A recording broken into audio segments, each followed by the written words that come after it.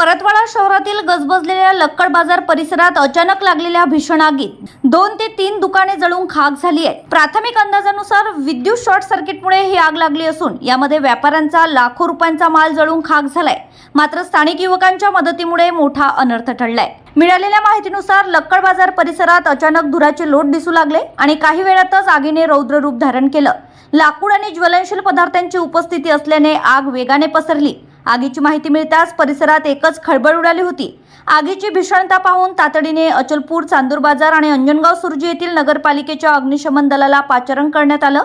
एका मागोमाग एक दाखल झालेल्या अग्निशमन बंबांनी आगीवर नियंत्रण मिळवण्यासाठी शर्थीचे प्रयत्न केले।